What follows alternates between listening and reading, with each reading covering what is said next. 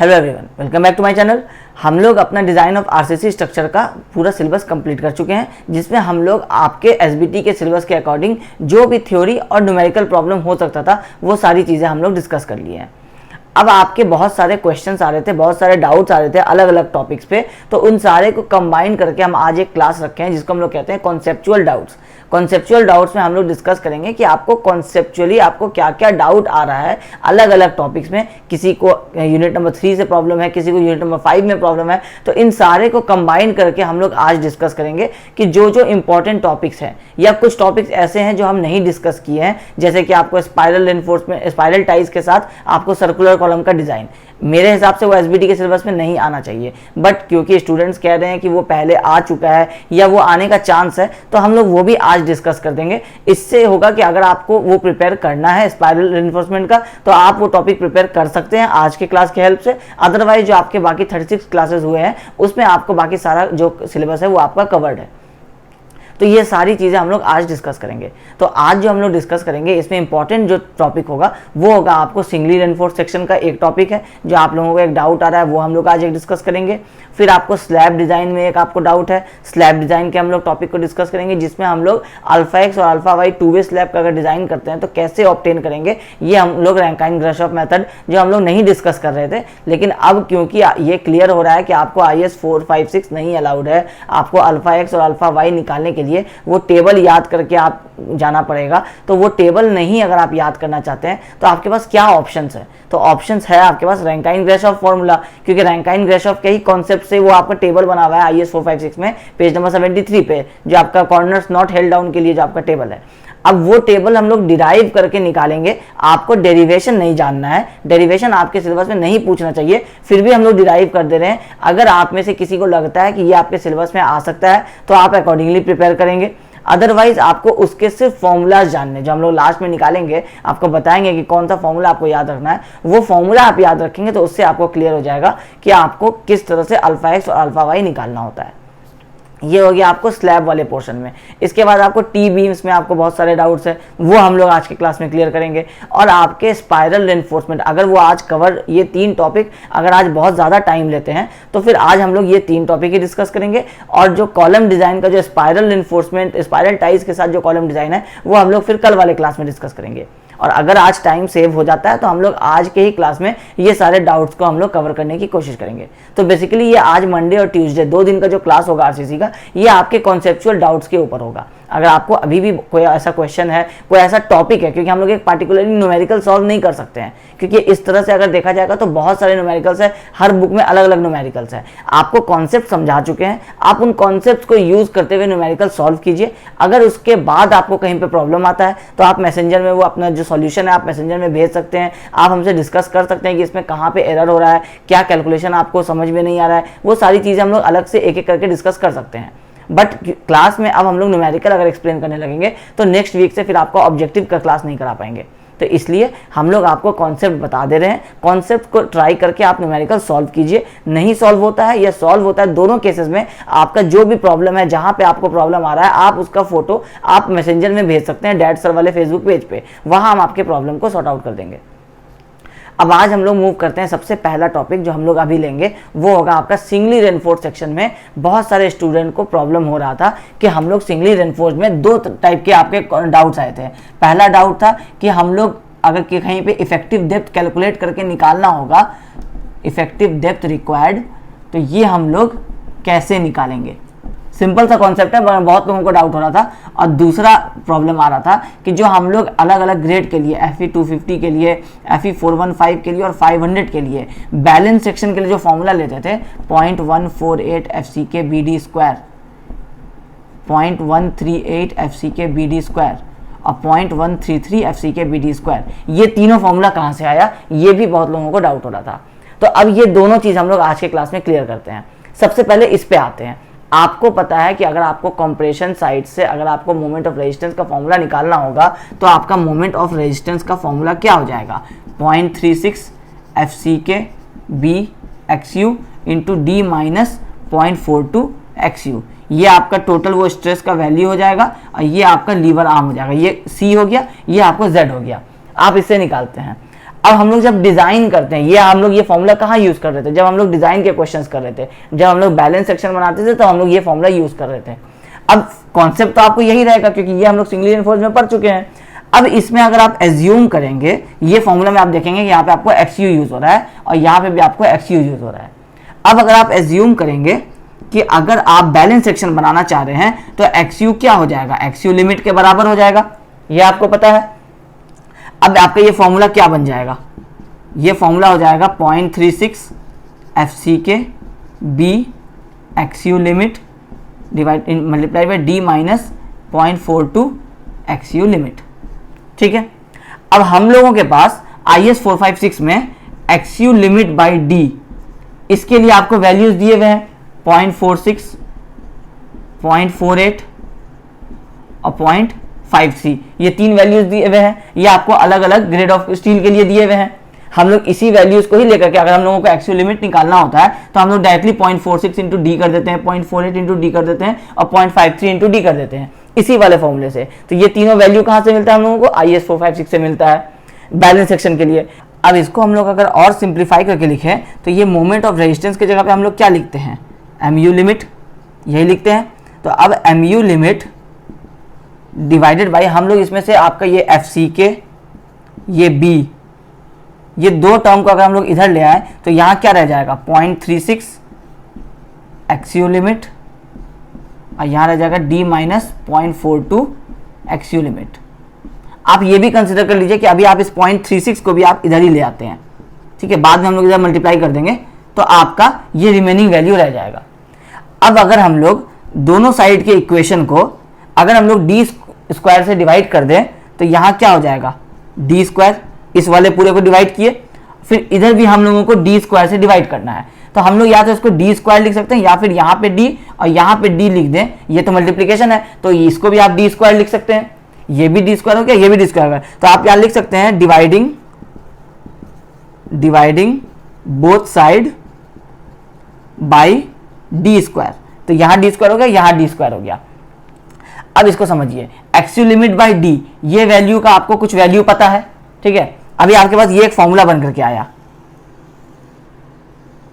चलिए पहले इसको हम लोग थोड़ा सा और सिंप्लीफाई कर लेते हैं। इसको हम लोग लिखते हैं MU limit divided by FCK B D square. अब 0.36 को वापस इधर ले आते हैं तो 0.36 यहाँ आ जाएगा XU लिमिट बाई D और यहाँ आ जाएगा, ये आपको D कॉमन हो गया, ये 1 minus 0.42 XU limit by D हो जाएगा। यहाँ आपको D और D ये कॉमन हो जाएगा तो D से अगर हम लोग इसको तोड़ते हैं तो ये D बाई डी और ये आ जाएगा 0.42 एक्चुअल लिमिट बाई D, तो ये कट करके 1 आ जाएगा और ये आ जाएगा आपको 0.42 एक्चुअल लिमिट बाई D। तो हम लोग यहाँ इसको लिखे 0.42 को हम लोग थोड़ा सा इधर कर दिए और इसको इस पैटर्न में हम लोग लिखे हैं, ठीक है। अब ये आपके पास एक पूरा का पूरा फॉर्मूला आ रहा है।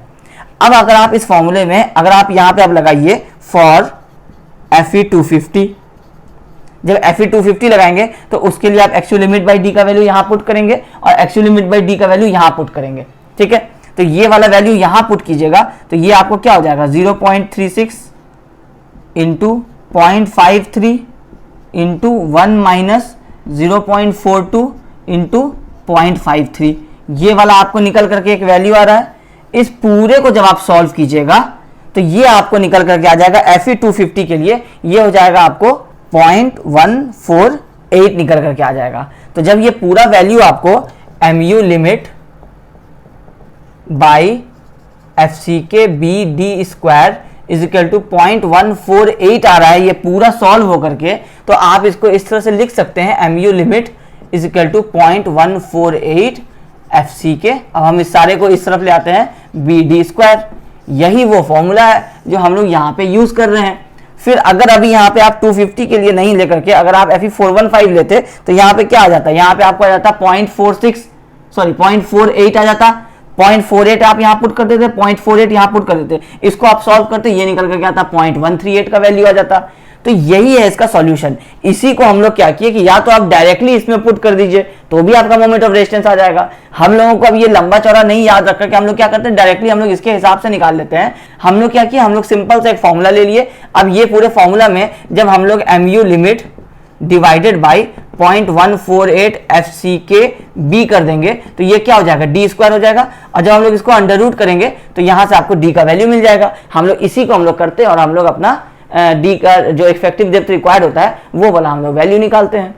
तो इस प्रोसेस से आपको ये तीनों जो फॉर्मूला है ये निकल करके आता है और इसके बाद ही हम आपको बता दिए कि इफेक्टिव डेप्थ रिक्वायर्ड आप किस तरह से निकालते हैं। इसी के लिए हम लोग MU, क्योंकि क्वेश्चन में जब आपको दिया रहेगा कि सेक्शन साइज नहीं पता है तो लोड या मोमेंट पता रहेगा। अगर लोड पता है तो उससे WL² वेट करके आप मोमेंट निकाल लीजिए। अगर मोमेंट पता है तो उस मोमेंट को आप MU लिमिट के इक्वल रख दीजिए, MU equal to MU limit, क्योंकि आप बैलेंस सेक्शन डिजाइन करना चाह रहे हैं। वो होता है या नहीं होता है वो बात की बात है। आप डिजाइन क्या करना चाहते हैं, बैलेंस सेक्शन डिजाइन करना चाहते हैं, तो आप MU का MU लिमिट के बराबर रखते हैं और चेक करते हैं कि कितना आपको डेप्थ रिक्वायर्ड होगा। वो डेप्थ से अगर आप ज्यादा प्रोवाइड करते हैं तो सेक्शन आपका ऑटोमेटिकली अंडर एनफोर्स हो जाएगा। अगर आप उससे कम प्रोवाइड करेंगे डेप्थ तो वो आपको ओवर एनफोर्स हो जाएगा। और अगर आप एक्जैक्टली वही डेप्थ प्रोवाइड करेंगे तो सेक्शन आपका बिल्कुल बैलेंस डिजाइन होगा। तो क्योंकि हम लोगों का डी अक्सर निकल के आता है 143.8 mm, और प्रैक्टिकली ये 143.8 mm साइड पे देना बहुत मुश्किल है, तो हम लोग या तो 145 देते हैं या फिर हम लोग 150 mm देते हैं, तो वो सेक्शन क्या होता है, अंडर एनफोर्स हो जाता है। तो ये वो पूरा कॉन्सेप्ट है सिंगल एनफोर्स में, जो बहुत सारे बच्चों को समझ में नहीं आ रहा था, क्योंकि ये हम बोर्ड पे नहीं डिस्कस किए थे। हम लोग शॉर्टली क्या किए थे, ये वाला फॉर्मूला बताए थे, उसके बाद बताए थे कि इसमें जब आप एक्सयू की जगह पे एक्सयू लिमिट रख देंगे तो उसके बाद आपको ये वाला वैल्यू आ जाएगा डायरेक्टली, जो ये तीन हम आपको डिस्कस किए, इसको डिराइव करके नहीं बताए थे। तो यही है इसका डेरिवेशन। अब ये हुआ आपको सिंगली रेनफोर्स सेक्शन का ये दोनों डाउट जो आप लोगों को हो रहा था। अब आपको सेकंड डाउट हो रहा था कि जब आप स्लैब में आते हैं, जब आप 2 वे स्लैब डिजाइन करते हैं कॉर्नर्स हेल्ड डाउन के लिए, तो कॉर्नर्स हेल्ड डाउन के लिए तो आपको वो टेबल नंबर 19 है शायद, पेज नंबर 73 पे आपको वो रिक्वायर्ड होगा, क्योंकि उसमें आपको अल्फा एक्स और अल्फा वाई के कोफिशिएंट्स दिए हुए हैं, वो आपके सिलेबस के बियॉन्ड है। उसमें आपको या तो टेबल देना होगा या नहीं तो आपको कोफिशिएंट डायरेक्टली क्वेश्चन में बताना होगा, अदरवाइज आप 2 वे स्लैब कॉर्नर्स हेल्ड डाउन का डिजाइन नहीं कर पाएंगे। लेकिन जब आप कॉर्नर्स नॉट हेल्ड डाउन का डिजाइन करना चाहते हैं तो उसमें आपको पेज नंबर 73 पे बॉटम पे आपका एक टेबल है, उसमें आपको कॉर्नर्स नॉट हेल्ड डाउन के लिए आपको कुछ वैल्यूज दिए हुए हैं, जो आपको 6 या 7 वैल्यूज हैं अलग अलग आपको LY/LX के लिए। तो या तो आपको वो टेबल याद रखना पड़ता, या नहीं तो उस टेबल को हम लोग निकालते हैं रैंकाइन-ग्रेशॉफ मेथड से। तो रैंकाइन-ग्रेशॉफ मेथड से हम लोग अभी सॉल्व करेंगे, उसके बाद हम लोग देखेंगे कि ये अल्फा एक्स और अल्फा वाई के लिए क्या फॉर्मूला बन के आता है। उसी फॉर्मूला में हम लोग जब LY/LX का वैल्यू पुट करते हैं तो हम लोगों का वो टेबल बन करके आता है। तो हम लोग पहले रैंकाइन-ग्रेशॉफ का अभी डेरिवेशन देख लेते हैं और फिर उसमें हम लोग वैल्यू पुट कर करके देखेंगे कि IS कोड में जो वैल्यू गिवन है वो आ रहा है या नहीं आ रहा है। अब नेक्स्ट टॉपिक आपका आता है रैंकाइन-ग्रेशॉफ थ्योरी, जो कि आपको 2 वे स्लैब में जब आप कॉर्नर्स नॉट हेल्ड डाउन के न्यूमेरिकल्स करते हैं वहां पे आपको काम आता है। अब रैंकाइन-ग्रेशॉफ थ्योरी क्या होता है, हम लोग जो टेबल होता है हम लोगों का पेज नंबर 73 पे कॉर्नर्स नॉट हेल्ड डाउन के लिए, उसमें हम लोगों को अल्फा एक्स और अल्फा वाई के लिए वैल्यूज गिवन है। वो वैल्यूज हम लोगों को एग्जाम में डायरेक्टली मेरे हिसाब से IS कोड प्रोवाइड करना चाहिए, उसके वैल्यूज प्रोवाइड करने चाहिए। बट अगर आपको IS कोड क्योंकि एग्जाम में नहीं अलाउड होता है तो उस केसेस में आप इस न्यूमेरिकल को किस तरह से सॉल्व करेंगे। कॉर्नर्स हेल्ड डाउन वाले के लिए तो आपको IS कोड का टेबल लगेगा ही लगेगा, क्योंकि उसके लिए आपके पास अभी कोई ऑप्शन नहीं है। उसके लिए IS कोड का मेथड होता है जिसको हम लोग IS कोड मेथड बोलते हैं, उसमें आपको यील्ड लाइन का कॉन्सेप्ट होता है। आगे जब आप एमटेक करेंगे आप डिजाइन स्ट्रक्चर में, उसमें आप डिजाइन ऑफ आरसीसी स्ट्रक्चर पढ़ेंगे तो वहां आपको यील्ड लाइन थ्योरी होता है, जो बीटेक में भी एक हायर वर्जन में आप बीटेक में जब जाएंगे तो वहां भी आपको एक इंट्रोडक्शन उसका बताया जाता है। तो जब आप एमटेक करेंगे तो वहां पे आपको यील्ड लाइन थ्योरी से पूरा कैलकुलेशन आता है। उसमें आपको ये बताया जाता है कि किस तरह से जो आपका वो पेज नंबर 73 पे जो आपका कॉर्नर हेल्ड डाउन के लिए टेबल है वो आपको किस तरह से उसके कोफिशिएंट्स निकलते हैं। डिप्लोमा लेवल पे आपको वो कोफिशिएंट्स डिराइव नहीं करने हैं और ना उसके फॉर्मूला इतने इजी है जो आप याद रख सकते हैं। तो आपको किस तरह से आपको वो सॉल्व होगा उसके लिए आपको कोफिशिएंट्स देना चाहिए, या नहीं तो फिर आपको 2 वे स्लैब में कॉर्नर्स हेल्ड डाउन के न्यूमेरिकल्स नहीं आने वाले हैं। यही दो ऑप्शन है। लेकिन जब कॉर्नर्स नॉट हेल्ड डाउन की बात करते हैं तो उसमें रैंकाइन-ग्रेशॉफ का फॉर्मूला भी इजी है, और दूसरा कि रैंकाइन-ग्रेशॉफ मेथड आपके डिप्लोमा लेवल पे मेरे अकॉर्डिंगली नहीं आना चाहिए था, बट क्योंकि बहुत जगह से जैसे बहुत सारे क्वेरीज आए हैं स्टूडेंट से, उनसे पता चला है कि इस तरह का क्वेश्चन आता है और इसमें कोफिशिएंट भी नहीं दिया हुआ रहता है। तो जब इस तरह का 2 वे स्लैब का क्वेश्चन आएगा और उसमें कोफिशिएंट भी नहीं गिवन रहेगा तो आप डिजाइन ऑफ स्लैब किस तरह से करेंगे। तो उसके लिए आपको जरूरी है कि ये रैंकाइन-ग्रेशॉफ थ्योरी पता हो। इसका हम लोग आज डेरिवेशन करेंगे। आपको डेरिवेशन नहीं याद रखना है क्योंकि उसका थ्योरी पे आने का चांस बहुत कम है। वो न्यूमेरिकल में जो अल्फा एक्स और अल्फा वाई का वैल्यू आप निकालते हैं वो निकालने के लिए हम लोग इस फॉर्मूला डेरिवेशन को यूज करेंगे, और हम लोग सिर्फ आपको फॉर्मूला बताएंगे, आपको वो फॉर्मूला याद रखना है बस। उस फॉर्मूले से आपको निकल जाएगा कि किस तरह से आपका जो स्लैब आगे मोमेंट निकालते हैं आप mx और my alpha x W into L x square करके, वो अल्फा एक्स आपको सॉल्व हो जाएगा, वहां से आप अपने न्यूमेरिकल्स को आगे प्रोसीड कर सकते हैं। अब डेरिवेशन कैसे करेंगे? तो रैंकाइन ग्रेशॉफ थ्योरी आपको कहता है कि हम लोग जैसे अभी तक डिजाइन कर रहे थे, तो हम लोग स्लैब कैसे डिजाइन कर रहे थे? पर मीटर विड्थ के लिए डिजाइन कर रहे थे। तो रैंकाइन ग्रेशॉफ थ्योरी कहता है कि जब आपका ये एक स्लैब है, टू वे स्लैब, इसको जब आप पर मीटर विड्थ के लिए डिजाइन कर रहे हैं, तो आप एज्यूम कीजिए कि आप सेंटर पे इसको जब डिजाइन कर रहे हैं, क्योंकि हम लोग 1 मीटर का विड्थ लेके डिजाइन करते हैं, वो हम लोग नीचे का भी ले सकते हैं, सेंटर का भी ले सकते हैं, कहीं का भी लेना तो हम लोगों को ये वाला जो विड्थ होगा ये हम लोगों का 1 मीटर का ही होगा। अब इसमें रैंकाइन ग्रेशॉफ का कहना है कि जब आप एक्स डायरेक्शन की बात करते हैं तो इसमें आप डब्ल्यू को क्या कीजिए, एक्स डायरेक्शन का डब्ल्यू लीजिए, और जब आप वाई डायरेक्शन की बात करते हैं तो इसमें जो आप डब्ल्यू लेंगे इसको आप डब्ल्यू वाई लीजिए, इस तरह से कि जो आपका टोटल लोड आपके स्लैब पे आ रहा था वो आपको 2 पार्ट में ब्रेक हो जाए, डब्ल्यू एक्स और डब्ल्यू वाई। ये हो गया आपको पहला कॉन्सेप्ट। दूसरा एजम्पशन वो क्या कह रहा है कि जब आप इस तरह का कैलकुलेशन कीजिएगा, जब भी अभी हम लोग एक साइड की बात करते हैं, जैसे अभी हम लोग अगर एक्स की बात करें तो उसका कहना है कि ये आपका पैनल है, तो इसको जब आप डिजाइन कर रहे हैं तो आप एज्यूम कीजिए कि इस पैनल को इधर वाले स्लैब से और इधर वाले स्लैब से कोई कनेक्शन नहीं है, ये बिल्कुल एक सिंपली सपोर्टेड है आपका एक स्लैब, एक 1 मीटर विड्थ का।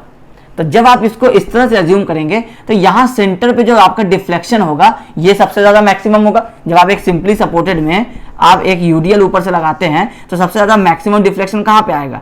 सेंटर पे आएगा। सेम जब आप अब वाई डायरेक्शन में आ जाइए तो वाई डायरेक्शन में भी जब आप सेम थ्योरी रखेंगे तो वाई डायरेक्शन का भी मैक्सिमम डिफ्लेक्शन क्या होगा? वो यहां पे ही आएगा। अब आ जाइए एक्चुअल केस में। एक्चुअल में तो ये पूरा स्लैब है। अब जब ये पूरा स्लैब डिफ्लेक्ट कर रहा है, अगर सेंटर पॉइंट से डिफ्लेक्ट वो इसी पॉइंट से करेगा, लेकिन डिफ्लेक्ट किस तरह करेगा? जैसा एक्स डायरेक्शन में डिफ्लेक्शन आएगा वैसा ही वाई डायरेक्शन में भी डिफ्लेक्शन आएगा।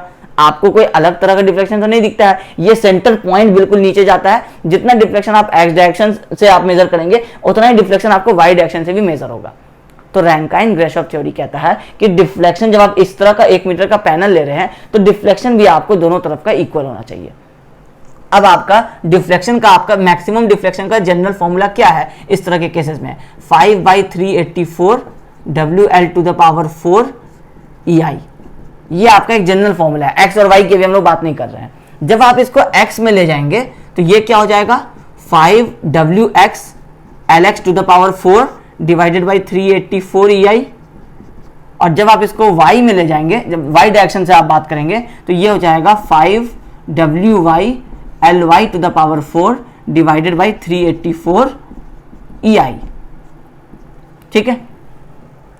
अब ये हो गया आपको दोनों डायरेक्शन का, डेल्टा एक्स का और डेल्टा वाई का मैक्सिमम डिफ्लेक्शन।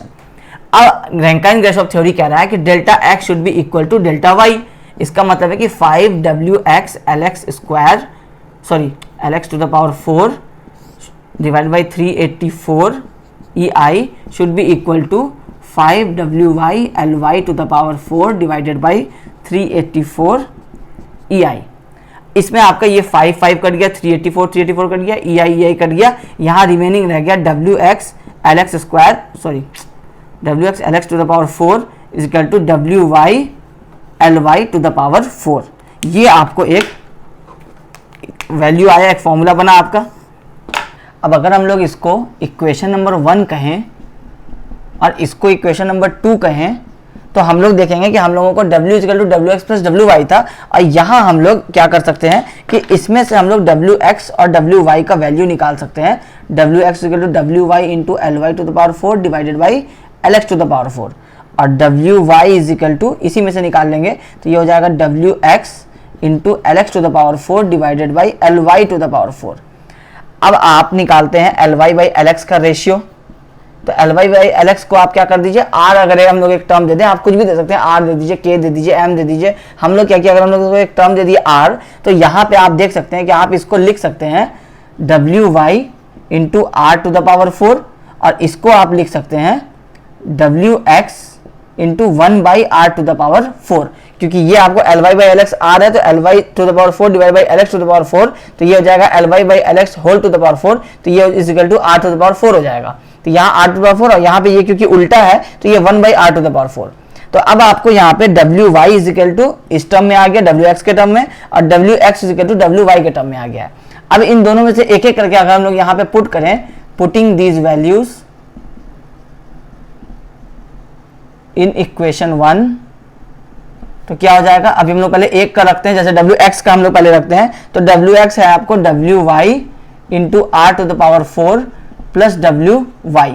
अब इससे अगर आप चाहें तो wy का एक एग्जैक्ट वैल्यू निकाल सकते हैं w के टर्म में, क्योंकि यहाँ पे क्या है, wx wy के टर्म में है, wy wx के टर्म में है। सॉल्यूशन तो अभी भी नहीं हुआ, आपको टोटल लोड पता था w, जो आपका टोटल लोड स्लैब के ऊपर आ रहा था, आपको x और y नहीं पता था, तो आप एज्यूम किए कि अभी हम लोग दो टर्म मिला करके टोटल w होगा। अब ये 50-50 भी है या नहीं है, ये एग्जैक्टली कैसे पता चलेगा, तो ये अब हम लोग यहाँ निकालेंगे। तो इससे जब हम लोग निकालेंगे तो w के टर्म में आ जाएगा wy, तो wy इसमें से अगर हम लोग इस तरह से इसको लिखें कि w is equal to wy common ले लें, तो ये हो जाएगा r to the power 4 plus 1, तो इससे आप निकाल सकते हैं wy is equal to w divided by 1 plus r to the power 4। इसको हम लोग जैसे भी चाहे लिख सकते हैं। तो ये आपके पास एक इक्वेशन बन करके आ रहा है wy के लिए, एक वैल्यू आपका आ रहा है।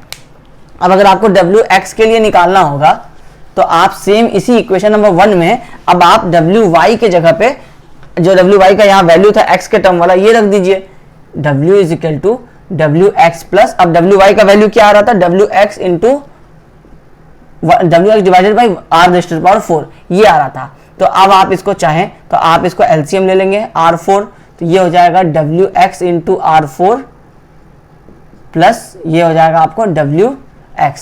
तो ये टोटल को फिर से सॉल्व करेंगे तो ये आ जाएगा wx common r raise to power 4 plus 1 divided by r raise to power 4। तो फिर इसको अगर आप wx निकालना चाहिएगा तो wx हो जाएगा r raise to power 4 divided by 1 plus r raise to power 4। ये आपको एक इक्वेशन आ जाएगा wx के लिए। तो ये आपका हो गया wy के लिए, ये हो गया आपका wx के लिए। अब ये आपको पता चल गया कि जो आपका टोटल लोड W था वो आपको किस तरह से दो पार्ट में डिवाइड हो रहा है। अब ये दो पार्ट का डिवीजन पता चल गया। अब अगर आपको कहा जाएगा कि बेंडिंग मोमेंट निकालिए, तो आपको पता है सिंपली सपोर्टेड के लिए जो आप बेंडिंग मोमेंट निकालते हैं mu, वो हो जाएगा WL²/8। अब क्या हो रहा है, ये W को आपको कर देना है WXL²/8 LX²/8, और mu जब आप दूसरे डायरेक्शन से निकालेंगे तो WY इंटू LY²/8, यही आप करेंगे। दोनों साइड का अगर आप इंडिविजुअल निकालेंगे तो WX LX²/8 और यहाँ आ जाएगा WY LY²/8।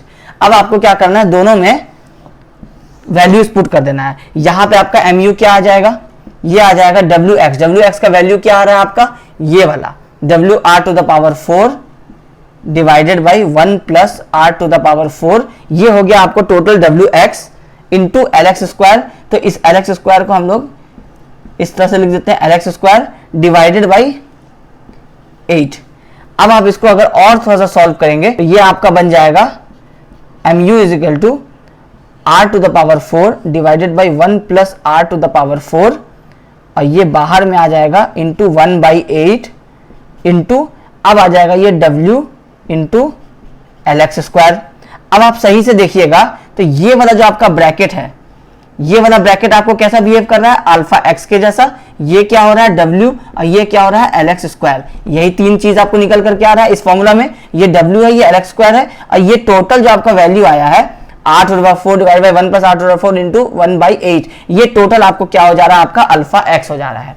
अब सेम जब आपको अल्फा y निकालना है, मतलब जब आपको दूसरे डायरेक्शन का आपको जब मोमेंट निकालना था my वाला, तो my में आप क्या कर रहे थे, WY into LY² divided by 8। तो अब आपको WY का आपको क्या वैल्यू था, W divided by 1 plus R to the power 4, ये हो गया आपको टोटल WY इंटू LY² और ये होल डिवाइडेड बाई 8। तो आप इसको यहाँ लिख सकते हैं इस तरह से 8। इसको अगर आप और सिंप्लीफाई करके लिखेंगे तो ये हो जाएगा 1/8 into 1/1 plus R to the power 4 into W into LY²। ये आपका हो जाएगा अलग अलग करेंगे तो। अब इसमें अगर आप इस पूरे इक्वेशन को अगर आप डिवाइड कीजिएगा LX² से और मल्टीप्लाई कीजिएगा LX² से सिंप्लीफाई करने के पर्पज से, तो ये हो जाएगा इंटू W इंटू LY²। ये आपका ये इक्वेशन था। इसको अगर आप डिवाइड किए LX² से और मल्टीप्लाई कर दिए LX² से, तो आपका ये क्या बन जा रहा है, LY² बाई LX²। इसको आप इस तरह से लिख सकते हैं कि 1/8 into 1/1+r⁴ into w into R square लिख सकते हैं, क्योंकि Ly/Lx को हम लोग क्या किए थे, r माने थे, तो Ly² क्या हो जाएगा, r² इंटू Lx²। अब इस r² को आप अंदर ले आइए, तो ये हो जाएगा 1/8 into r² divided by 1+r⁴ into w into Lx²।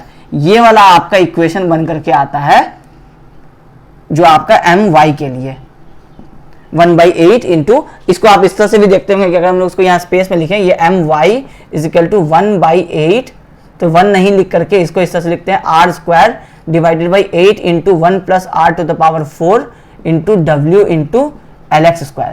इसीलिए जब आप मोमेंट का y डायरेक्शन में जब आप फॉर्मूला देखते हैं, ये वाला जो आपका वैल्यू है, ये है अल्फा y, ये है w और ये है Lx², जो आपका मोमेंट का फॉर्मूला था। तो इसलिए हम लोगों का जब हम लोग x की भी बात कर रहे थे तो वहां भी अल्फा w Lx² था, अल्फा x w Lx², और y की बात करते थे तो अल्फा y w Lx² था। IS कोड में दोनों फॉर्मूला में Lx² दिया हुआ है। ये Lx² किस तरह से आया ये हम आपको बता दिए।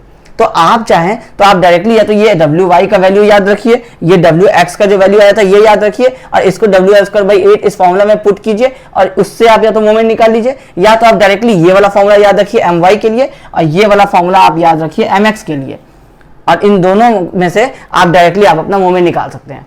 अब अगर आपको अल्फा x और अल्फा y चेक करना है तो ये वाला आपको बता दिए कि ये जो 1/8 into r² divided by 1+r⁴ ये अल्फा y का वैल्यू है। इसमें आप r के जगह पे Ly/Ls का जो रेशियो आता है उसको आप यहाँ पे पुट कीजिए, आपको अल्फा y देखिए जो IS 456 में गिवन है टेबल में वही आएगा।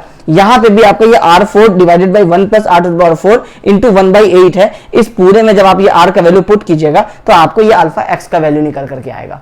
तो ये दो जो आपको फॉर्मूला है, ये दो फॉर्मूला है आपको रैंकाइन-ग्रेशोव थ्योरी से निकल करके आता है। ये है आपका अल्फा x और अल्फा y का फॉर्मूला जिससे आपको ये टेबल बनता है। तो इतना बड़ा डेरिवेशन मेरे हिसाब से आपको थ्योरी में, आप अगर ये भी पूछ सकता है तो आप इसकी भी तैयारी करके जाइए, बट मेरे हिसाब से ये थ्योरी में नहीं पूछना चाहिए रैंकाइन-ग्रेशोव का थ्योरी, लेकिन अगर पूछ लेता है तो यही इसका डेरिवेशन है। बहुत सिंपल है, आपको समझाने में ये इतना लेंदी हो रहा है, अदरवाइज आप इसको जब अपने कॉपी में सॉल्व करेंगे, आप जब स्टेप बाय स्टेप इसको लिखेंगे तो ये बहुत ही आपको सिंपल सा चीज है, सिर्फ डिफ्लेक्शन को इक्वल किए और उसको हम लोग सॉल्व किए और इक्वेशन में वैल्यू पुट किए। उसके बाद आपको ये दो फॉर्मूला निकल करके आता है, या तो आप इस दो फॉर्मूला को डायरेक्टली याद रख लीजिए, आपका 2S लैब का न्यूमेरिकल आता है कॉर्नर्स नॉट हेड डाउन का, आप डायरेक्टली मोमेंट इस फॉर्मूला से निकाल सकते हैं। तो ये है आपको स्लैब का दो डाउट्स जो आपको रहता था कि स्लैब में हम लोग जब 2वे स्लैब डिजाइन करेंगे तो उसमें एक तो ये अल्फा और एक्स और अल्फा वाई कैसे निकालेंगे, और दूसरा की क्वेश्चन था कि दोनों में Lx² ही क्यों आता है। वो इस तरह से हम लोग जब इसको सिंप्लीफाई करते हैं तो वहां से ये Lx² निकल करके आता है। थोड़ा मेसी लग रहा होगा, बट अगर आप इसको अगर स्टेप बाय स्टेप नोट कर रहे होंगे जैसे जैसे हम बताए थे, तो फिर आप इसको अगर नोट डाउन कर रहे होंगे तो आपको ये बिल्कुल एक प्रॉपर स्टेप में बन करके आ गया होगा। तो ये है आपको स्लैब से रिलेटेड आपका डाउट। अब आपका थर्ड जो हम लोग आज लास्ट टॉपिक डिस्कस करेंगे वो होगा आपका टी बीम के एनालिसिस से रिलेटेड। इसमें आप लोगों को 2-3 तरह का डाउट्स हो रहा था, वो सारा हम लोग अभी डिस्कस कर लेते हैं। जो आपका कॉलम डिजाइन से रिलेटेड, जो आपका सर्कुलर कॉलम हेलिकल एनफोर्समेंट के साथ जो डिजाइन करने का जो कॉन्सेप्ट है वो हम लोग कल डिस्कस करेंगे नेक्स्ट वाले क्लास में। उसके बाद आपका हम लोग डाउट से रिलेटेड सारा जो आपका पार्ट होगा, जो आपका क्वेश्चन होगा, वो सारा आपका कंप्लीट हो जाएगा। तो मंडे और ट्यूसडे ये 2 क्लास हम लोगों का डाउट सेशन पे रहेगा, और फिर जो हम लोगों का नेक्स्ट मंडे से आएगा उसमें हम लोग लाइव क्लास लेकर के जल्दी जल्दी ऑब्जेक्टिव डिस्कस करने की कोशिश करेंगे। तो अब आता है हम लोगों का टी सेक्शन पे हम लोग जो अपना एनालिसिस पे प्रॉब्लम्स आपके डिस्कस करेंगे। अब आपको थर्ड प्रॉब्लम आ रहा है एनालिसिस ऑफ टी बीम्स में। टी बीम में आपको एक कॉन्सेप्ट कई बार आप बुक्स में देख रहे हैं कि df/d is almost equal to 0.2, ये वाला वैल्यू आपको दिया हुआ है और इससे आपको सॉल्यूशन कर रहा है। हम आपको ये वाला स्टेप नहीं बताए हैं, हम आपको बताए हैं कि आपको अगर एक टी बीम है, आपको ये नहीं पता है कि आपको कौन सा केस होने वाला है, तो आप सबसे पहला स्टेप क्या कीजिएगा, आप XU निकालिएगा 0.87 FY AST divided by 0.36 FC के B। क्यों? क्योंकि आपको टोटल 3 केस था, 3 केस यहाँ लिख देते हैं। केस 1 में आपका क्या हो रहा था, XU लेस देन DF आ रहा था। केस 2 में XU ग्रेटर देन DF आ रहा था। केस 3 में भी XU ग्रेटर देन DF आ रहा था। अभी आगे की बात नहीं करते हैं, आप सबसे पहले XU निकाले और आपको यहाँ पे डेप्थ ऑफ फ्लेंज पता है। तो जब आपका XU है, अभी हम लोग उसको वैल्यू पुट कर देते हैं। ये फॉर एग्जाम्पल आपका आ गया 100 mm और आपका डेप्थ ऑफ फ्लेंज जो है ये आपका 80 mm ही था सिर्फ। तो इसका मतलब क्या होगा, XU ग्रेटर देन DF आ गया। अब जब XU ग्रेटर देन DF आ गया तो आपको ये तो समझ में आ गया कि केस नंबर 1 तो अब नहीं होने जा रहा है, जो आप रेक्टेंगुलर सेक्शन के लिए पढ़ते थे सिंगली रेनफोर्स्ड में, वो आपका अप्लाई नहीं हो रहा है। अब यहां पे आ रहा है टी बीम का कॉन्सेप्ट इस दो में, XU greater than DF, XU greater than DF। तो इसमें हम लोग क्या करते थे, हम लोगों के पास दो स्टेप था, मतलब दो हम लोग इसको कैसे अलग अलग डिफाइन करते हैं कि जब आपका न्यूट्रल एक्सिस यहां लाई कर रहा है तो कौन सा केस होगा दोनों में से। तो हम लोग क्योंकि पढ़ चुके हैं पहले टी बीम में कि जो आपका स्ट्रेस ब्लॉक बनता है उस स्ट्रेस ब्लॉक में कुछ रेक्टेंगुलर होता है कुछ दूर जो 3/7 XU होता है, और बाकी आपको पैराबोलिक होता है, और ये जो पैराबोलिक होता है ये होता है 4/7 ऑफ XU। ये हम लोग पढ़ चुके हैं पहले ही। अब ये 3/7 XU कहाँ लाई कर रहा है, फ्लेंज के ऊपर लाई कर रहा है या फ्लेंज के नीचे लाई कर रहा है। तो जब आपका 3/7 ऑफ XU आपका लेस देन DF आ रहा है या 3/7 ऑफ XU आपका ग्रेटर देन DF आ रहा है, ये दो केस हम लोग पढ़े थे। तो हम लोग अभी इसमें अब नहीं जाएंगे इसके आगे, हम लोग ये समझेंगे कि जब हम लोग XU निकाले और वो DF से बड़ा आ गया तो हम लोगों का इसके बाद क्लियर हो जाता है कि केस नंबर 1 नहीं हो रहा है, हम लोगों का केस 2 या केस 3 हो सकता है। तो हम लोग यहाँ पे लिखते थे कि therefore this assumption is wrong। ये हम लोग सॉल्व कर चुके हैं न्यूमेरिकल में। इसके बाद ही आपको कई बुक्स में चेंज हो जा रहा है कि अब जब ये XU ग्रेटर देन DF आ रहा है तो वो ये दो केस को फाइंड आउट करने के लिए वो ये वैल्यू ले रहा है DF/D इज, अगर वो ग्रेटर देन 0.2 आ रहा है तो इसका मतलब है कि आपका ये 3/7 of XU greater than DF जो है आपका, सॉरी ये लेस देन DF है, 3/7 of XU less than DF, ये केस हो जा रहा है। और अगर ये आपका DF/D ये अगर आपका लेस देन 0.2 आ रहा है तो ये मान के चल रहा है कि 3/7 of XU is greater than DF।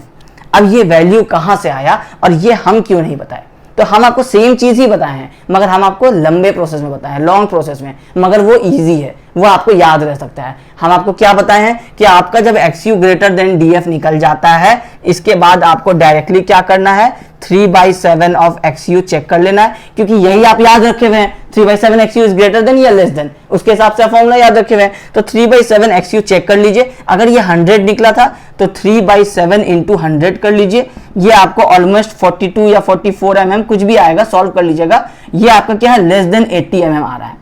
इसका मतलब क्या हो रहा है, 3/7 XU is less than DF। तो 3/7 XU लेस देन DF आ रहा है, मतलब ये वाला वैल्यू आ रहा है, केस आपका ये वाला आ रहा है। तो इस वाले केस में आप क्या करते हैं, आपको ये वाला जो आपका T सेक्शन है आपको ये नहीं पता होता है कि आपका ये जो 3/7 XU लेस देन DF आने का क्या मतलब है कि ये जो रेक्टेंगुलर पोर्शन है वो यहीं पे आके खत्म हो गया कुछ इस डिस्टेंस तक में, इसके बाद से आपको पैराबोलिक चल रहा है। तो आपको अगर कहा जाएगा कि यहां तक का निकालिए इक्विवेलेंट, तो ये वाला हाइट तो आपको पता है 4/7 XU है, यहां तक का हाइट तो आपको नहीं पता है कि ये कितना आएगा। तो हम लोग क्या करते हैं, DF के बदले हम लोग क्या ले लेते हैं, YF ले लेते हैं, और YF का फॉर्मूला क्या होता है, 0.15 XU प्लस 0.65 DF। ये हम लोग लेकर के हम लोग इस वाले केस को सॉल्व कर लेते हैं जहां 3/7 XU लेस देन DF आता है।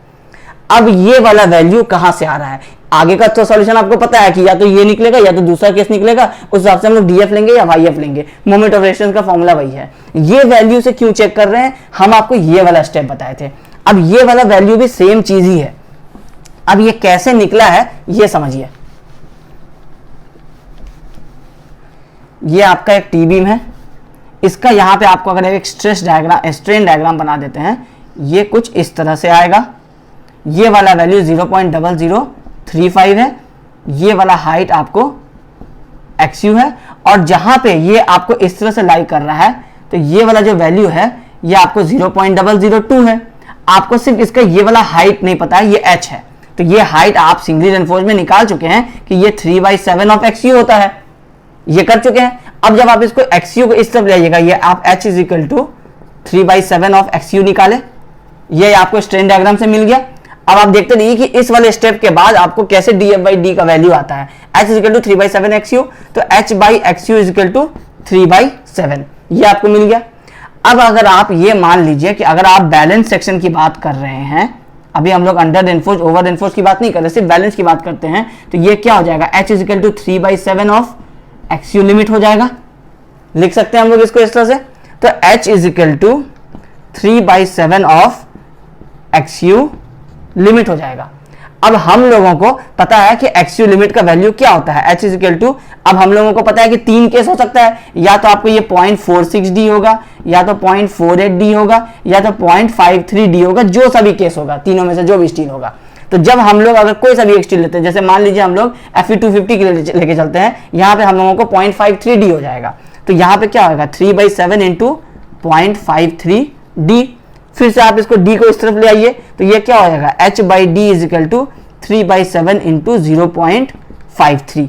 इस पूरे को आप सॉल्व कीजिएगा, एक केस ये निकलेगा, दूसरा केस आ जाएगा जब आप यहाँ पे 0.46 रखिएगा, तो ये हो जाएगा 3/7 इंटू 0.46, फिर 3/7 इंटू 0.48। ये सारा क्या हो रहा है, h/d का वैल्यू निकल करके आ रहा है।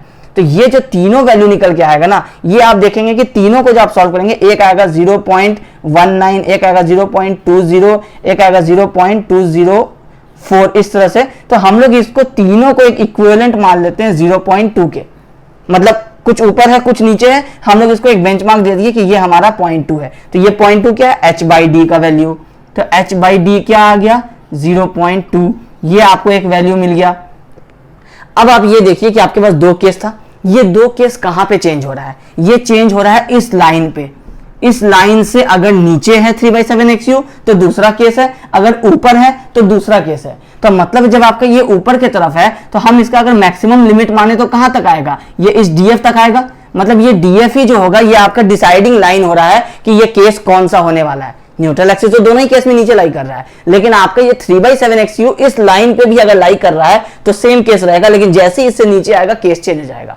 तो आप इसको इस तरह से लिख सकते हैं कि H के जगह पे आप अगर DF पुट कर दिए तो DF/D इज इक्वल टू 0.2। ये आपको एक वैल्यू मिलके आ जाता है जो अभी हम यहाँ पे लिख करके दिए थे, ये वाला value DF/D is equal to 0.2। अब ये अगर आपका 0.2 से लेस है, इसका मतलब क्या हो रहा है कि DF/D इज लेस देन 0.2। इसका मतलब है कि DF is less than 0.2D। तो आपको अगर ये लेस देन हो रहा है 0.2D, इसका मतलब है कि आपका ये वाला सेक्शन कुछ यहां लाई कर रहा है, कुछ यहां लाई कर रहा है, कुछ यहां लाई कर रहा है, मतलब इसके DF के ऊपर ही लाई कर रहा है। तो इससे पता चल जाता है कि अगर DF लेस देन 0.2D है तो इस केस में आपका जो केस नंबर 3 हो रहा है ये वाला वैल्यू होगा। अगर आपका ग्रेटर देन 0.2D है तो आपका ये वाला केस होगा। तो क्योंकि इसमें आपको कॉन्सेप्ट सेम चीज है, हम आपको ये वाला भी बता सकते थे, बट मेरे हिसाब से जो हम आपको कॉन्सेप्ट बताए हैं कि XU निकालिए, DF से अगर ग्रेटर आ रहा है तो 3/7 XU निकालिए और उसके अकॉर्डिंगली आप उसको सॉल्व करते हुए चले जाइए। वो आपके लिए इसलिए इजी है क्योंकि आप सिंगली रेनफोर्स में पढ़ चुके हैं, डबली रेनफोर्स में पढ़ चुके हैं, और फिर अब आप इसको TB में भी पढ़ रहे हैं, तो आपको कुछ नया कॉन्सेप्ट नहीं याद रखना पड़ेगा। इसमें आपको ये नया कॉन्सेप्ट आपको अभी समझ में आ रहा है, इस नए कॉन्सेप्ट को आपको याद रखना पड़ रहा है, इस वजह से हम लोग ये वाला केस नहीं डिस्कस किया। आप चाहे तो आप इस तरह से भी निकाल लेंगे, आपका मार्क्स डिडक्ट नहीं होगा, क्योंकि दोनों ही आपको सॉल्यूशन है। मेरा सॉल्यूशन लेंथी है मगर इजी है मेरे हिसाब से, और ये वाला सॉल्यूशन शॉर्ट है, मगर मेरे हिसाब से आप लोगों को ये याद रखने के लिए अलग से मेहनत करना पड़ता, इसलिए हम आपको इसको शॉर्ट लेंथी वाले मेथड से आपको बताएं। तो ये आपको बहुत सारे लोगों को TB में आपको डाउट हो रहा था। अब एक स्टूडेंट को ये भी डाउट होता है कि इसमें आपका AST निकालने के लिए भी आपको आ सकता है एग्जाम में क्वेश्चन कि AST निकालने के लिए TB में, तो आपको मोमेंट ऑफ रेजिस्टेंस का फॉर्मूला पता है। जब आप मोमेंट ऑफ रेजिस्टेंस निकाल सकते हैं इन सारे गिवन कंडीशन के हिसाब से, आपको मोमेंट ऑफ रेजिस्टेंस मिल गया, तो आपको पता है कि C is equal to T होता है। आप C के सारे वैल्यू को रख दीजिए, T के सारे वैल्यू को रख दीजिए, आपका T में आपका जो AST है वो आपका अननोन रह जाएगा। उसके बाद आप इस सारे को टर्म्स को एक तरफ ले आइए, आपका AST भी निकल के आ जाएगा। फॉर्मूला सारा ही आपको लिखा चुके हैं। एनालिसिस जब करवाए थे तो C भी करवाए हुए हैं, T भी करवाए हुए हैं, दोनों का आपको इक्विवेलेंट बता चुके हैं। आपको केस डिसाइड करना है कौन सा केस हो रहा है, क्योंकि उसी हिसाब से आपका मोमेंट ऑफ रेजिस्टेंस का फॉर्मूला निकलता है। आपको वहां से मोमेंट भी निकाल लेना है। अब AST निकालने आ रहा है, इसका मतलब है कि मोमेंट निकालने के लिए बोलेगा, तो आप मोमेंट निकाल लीजिए। फिर आप उसके बाद C इक्वल टू T लगा दीजिए। आप मोमेंट नहीं भी अगर निकालना चाहेंगे, डायरेक्टली भी AST निकालना चाहेंगे, आप डायरेक्टली इस वाले वैल्यू में पुट कर दीजिए। सारे कंडीशन को सॉल्व करने के बाद सिर्फ आपको डायरेक्टली इसमें से AST जो भी अननोन रहेगा, अगर आपको XU निकालने दे रहा है आप XU निकाल लीजिए, AST निकालने दे रहा है आप AST निकाल लीजिए, मोमेंट निकालने दे रहा है तो लीवर आर्म से मल्टीप्लाई कर दीजिए किसी भी एक साइड को। तो ये सारी चीजें हम लोग बोर्ड पे डिस्कस कर ली हैं। आपका काम है कि आपको उसको सॉल्यूशन करना है। आपको उसमें जो भी प्रॉब्लम आता है, कोई भी न्यूमेरिकल हो, कोई भी कॉन्सेप्ट हो, आप उसको सॉल्व कीजिए। आपको प्रॉब्लम आता है, आप हमसे फेसबुक पेज पे मैसेंजर में आकर के क्वेश्चन पूछ सकते हैं। लेकिन एक एक डाउट को बोर्ड पे आकर के एक एक क्लास में बताना ये अब डिफिकल्ट है, क्योंकि हमारे पास इतना टाइम अब नहीं रहा है। अब आप रिवीजन कर रहे हैं, आप रिवीजन कीजिए, जितने तरह के न्यूमेरिकल्स आपको मिलते हैं अलग अलग बुक से, आप सारे को सॉल्व कीजिए। और जहां पे भी आपको उसमें डाउट आ रहा है या आपको आंसर वेरीफाई करना है कि ये सही हो रहा है या गलत हो रहा है, आप फेसबुक पेज में मैसेंजर में चले जाइए, आप वहां आप हमको मैसेज कर दीजिए, हम जब भी उसको फ्री होंगे हम उसको आपके क्वेश्चंस को देख करके आपको वहीं पे आंसर दे देंगे। बहुत सारे स्टूडेंट्स पूछते भी हैं, बहुत सारे स्टूडेंट्स अपने डाउट्स को वहां रखे हैं जो हम आज यहाँ डिस्कस भी कर चुके हैं। तो आपको भी अगर कोई डाउट होता है तो आप फेसबुक पेज में जाकर के वहां से हमसे क्वेश्चन पूछ सकते हैं। तो ये 3 तरह के अभी जो हम लोग 3 टॉपिक्स हम लोग आज कवर किए हैं। आज के क्लास को हम लोग यहीं पे रहने देते हैं। कल वाले क्लास में हम लोग कॉलम डिजाइन में आएंगे और हम लोग एक सर्कुलर कॉलम डिजाइन करने का, आपको जो हेलिकल रेनफोर्समेंट डिजाइन करने के लिए जो कॉन्सेप्ट आपको नहीं बताए थे वो कॉन्सेप्ट भी बता देते हैं। अगर एग्जाम में आ गया तो आपको पता होना चाहिए, नहीं आता है तो वो आपको एक बीटेक के नॉलेज का आपको एक एक्स्ट्रा नॉलेज हो जाएगा जो आपके एसएससी में भी काम आ जाएगा। तो कल वाले क्लास में जिसको भी आपको कॉलम डिजाइन में सर्कुलर कॉलम से रिलेटेड आपको अगर प्रॉब्लम लगता है तो आप कल वाले क्लास में आ सकते हैं। वहां पे हम लोग सिर्फ एक क्वेश्चन ही करेंगे सर्कुलर कॉलम का, उसके बाद आपका डाउट सेशन जो होगा हम लोग कंप्लीट कर देंगे। इनकेस अगर आपको अभी भी कोई डाउट है ऐसा जो कॉन्सेप्चुअल डाउट है जो हम आपको यहाँ डिस्कस कर सकते हैं, क्योंकि न्यूमेरिकल का डाउट है तो आप उसको सॉल्व करने का ट्राई कीजिए, आप फेसबुक में मैसेंजर में भेज दीजिए। लेकिन अगर आपको कोई कॉन्सेप्चुअल डाउट है कि ये क्यों हो रहा है, ये क्यों नहीं हो सकता है, तो वो आप आज के आज ही हमको अगर बता देंगे तो हम आपको नेक्स्ट वाले क्लास के लिए प्रिपेयर हो सकेंगे, आपको वो सारे प्रॉब्लम्स जो है आपके वो डिस्कस कर सकेंगे। अगर इनकेस वो नहीं हो पाता है डाउट क्लास में, तो जब हम लोग ऑब्जेक्टिव का क्लास करेंगे लाइव क्लास, उसमें हम आपके उस प्रॉब्लम से रिलेटेड एक क्वेश्चन कर लेंगे और वहीं से आपको वो प्रॉब्लम भी लाइव क्लास में समझा देंगे। तो इसके साथ ही हम लोग आज के क्लास को कंप्लीट करते हैं। आई होप मेरा ये कॉन्सेप्चुअल डाउट क्लियर करने का जो स्टेप है, जो मेरा ये थॉट था, आपको ये पसंद आया होगा। तो अगर ये वीडियो पसंद आया तो इस वीडियो को जरूर लाइक कीजिएगा। Thank you.